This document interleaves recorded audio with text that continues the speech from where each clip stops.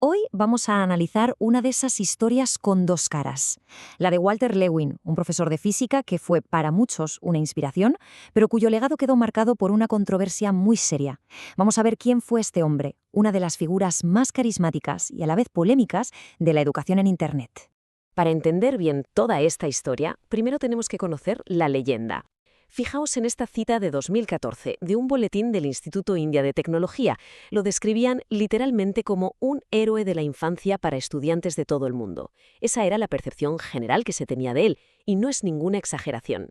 Entonces, ¿cómo se llegó a ese punto? ¿Cómo se construyó esa imagen casi mítica? Vamos a ver de dónde salió esta leyenda de la enseñanza. 43 años. Quedémonos con esa cifra.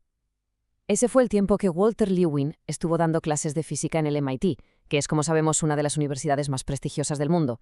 Estuvo allí desde 1966 hasta que se jubiló en 2009. Toda una vida. Y claro, su carrera estuvo, plagada de reconocimientos, desde premios de la NASA por logros científicos hasta la beca Guggenheim, o varios premios a la excelencia como profesor del propio MIT.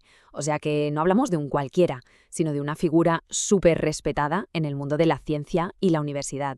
Pero el verdadero boom, lo que lo convirtió en una celebridad mundial, fue Internet. El MIT empezó a colgar sus clases de física en plataformas como OpenCourseWare y YouTube.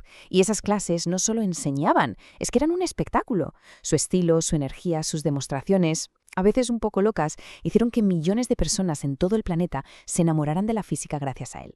Pero es que su talento iba mucho más allá de la física. Para que nos hagamos una idea, hay una conferencia muy famosa del 2004 donde demostró cómo un físico podía enseñar arte.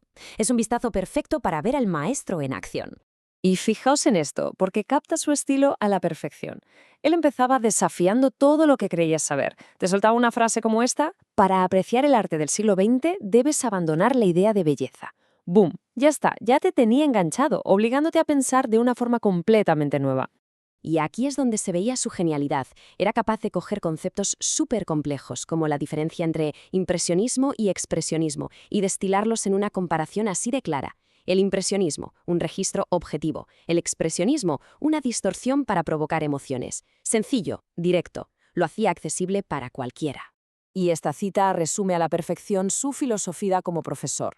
Una nueva forma de ver el mundo nunca es la cama cálida y familiar. Siempre es una ducha fría y escalofriante. Este era el Walter Lewin que el mundo conocía, el que el mundo admiraba. Un auténtico genio de la comunicación. Pero de repente, todo cambió. La historia dio un giro de 180 grados. Vamos a la investigación que el MIT abrió en 2014, porque aquí es donde todo se complica. Diciembre de 2014. Pasa algo drástico, algo que nadie se esperaba. El MIT, de la noche a la mañana, elimina todas las clases de Walter Lewin de sus plataformas online. Todo su legado digital, borrado. Desaparecido. La razón se supo muy poco después. El MIT emitió un comunicado oficial que decía esto. El MIT ha determinado que el comportamiento de Lewin violó la política del Instituto sobre acoso sexual. Una declaración rotunda, directa y sin dejar lugar a dudas. Vamos a ver el paso a paso que llevó a esta decisión. Todo empezó en octubre de 2014, cuando el MIT recibió una queja de una estudiante que seguía sus cursos online. A raíz de eso, se abrió una investigación interna. La conclusión fue que, efectivamente, se había violado la política de acoso sexual de la universidad. Y las consecuencias fueron inmediatas. Se retiraron todos sus cursos y se le quitó el título de profesor emérito. Y esto nos deja con la parte más difícil de todas: intentar reconciliar estas dos versiones tan opuestas de la misma persona. Es que el contraste es brutal. Por un lado, tenemos al educador, al héroe de la infancia, al genio que consiguió que millones de personas amaran la física. Y por el otro, el resultado de la investigación, acoso sexual online y una violación de las políticas de la universidad. ¿Cómo pueden ser ciertas las dos cosas a la vez?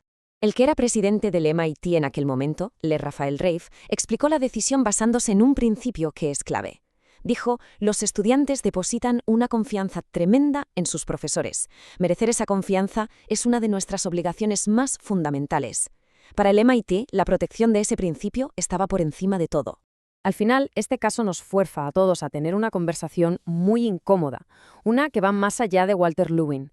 Trata sobre cómo gestionamos la obra de una persona cuando descubrimos que sus acciones han sido dañinas. ¿Se puede separar al creador de la creación? Y esta es la pregunta del millón. la que queda flotando en el aire. Cuando el trabajo de alguien es brillante, pero su comportamiento es perjudicial, ¿cuál es la forma correcta de recordarlo? ¿Hay una respuesta fácil? Seguramente no. Y es la gran cuestión que nos deja este legado tan complejo.